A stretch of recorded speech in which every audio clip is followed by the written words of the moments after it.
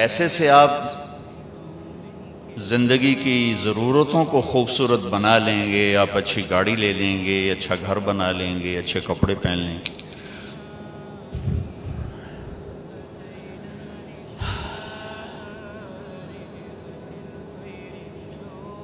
وہاں مانچسٹر میں ایک دوست کی گاڑی میں بیٹھا تو اس کے پاس یہ موبائل تھا،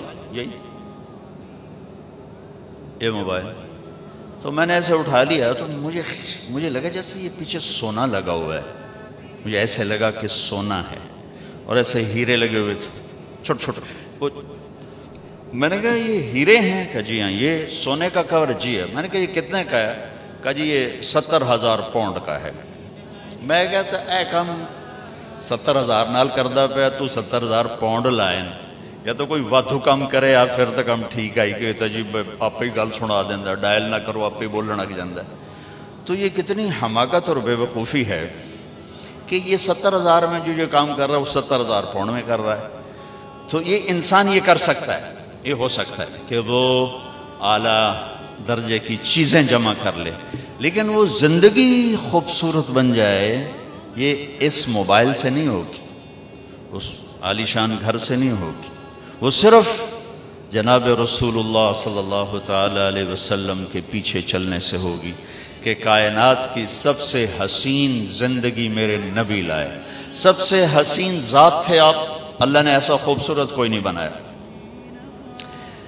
جب آپ جا رہے تھے نا، یا ٹیشو پیپر تو دے وجہ، جب آپ جا رہے تھے نا، یا یہ رومال دے دو، حج اس میں ہجرت کے سفر میں جا رہے تھے جب آپ، تو بس ٹھیک کافی یہ رہنا، تو راستے میں ایک جگہ تھی رابغ، اب اس راستے میں نہیں جو آپ جاتے ہیں پرانے راستے، وہاں بھوک لگی تو ایک خیمہ دیکھا، وہاں یہ حضرات ابو بکر کے غلام عامر بن فہیرہ اور گائیڈ عبداللہ بن عریقت، وہ مسلمان نہیں تھے، کافر تھے وہ اس وقت، اور جناب رسول اللہ صلی اللہ تعالی علیہ وسلم۔ تو وہاں ایک بڑھیا بیٹھی تھی خیمے میں، کہا ماں جی کچھ کھانے کو ملے گا؟ میں کہا بیٹا قحط کا زمانہ ہے، کچھ بھی نہیں۔ تو ایک بالکل مریل بکری کھڑی ہوئی تھی، تو آپ نے کہا میں اس کا دودھ نکالوں؟ انہوں نے کہا پتر دودھ تو ماس ہی کوئی نہیں تو دودھ کتوں کرنا ہے؟ آپ نے کہا ماں جی اجازت دے دو، اگلا کام میرا ہے۔ کہا ٹھیک ہے۔ تو جو کہ ایک انہونی ہو رہی تھی نا، تو آپ کو بڑے غور سے دیکھتی رہی، تو آپ نے وہ اس کو کھینچا اور اس کو جو تھنوں کو ہاتھ لگایا تو ایسے لٹک کے نیچے آ گئے، دودھ سے بھر گئے۔ اچھا، بکری سے نکلتا ہے 1 پاؤ دودھ، ہم گاؤں میں رہتے ہیں، بکریاں ہر وقت چاروں طرف ہوتی، 1 پاؤ سے زیادہ دودھ نکل، آپ نے پورا برتن بھر دیا، پھر وہ ماں جی کو پیش کیا، ام معبد ان کا نام ہے، انہیں پیا، پھر اپنے تینوں ساتھیوں کو پلایا، پھر بعد میں خود پیا، اس کے بعد دوبارہ دودھ نکال کے پھر برتن بھر دیا، لہذا اور پریشان ہو گئے۔ بکری کی عمر ہوتی ہے 7 سال، اس کے بعد وہ خود مر جاتی ہے 7 سال عام طور پر۔ یہ بکری 22 سال زندہ رہی اللہ کے نبی کے ہاتھ لگنے کی برکت، 22 برس، اور مر گئی، ذبح نہیں ہوئی، مر گئی۔ حضرت عثمان کے زمانے میں جا کے مر گئی کھڑے کھڑے۔ شام کو جب اس کا خامد آیا تو اس نے دیکھا برتن میں دودھ، کہنے لگا یہ دودھ کہاں سے؟ انہوں نے کہا یہ بکری سے۔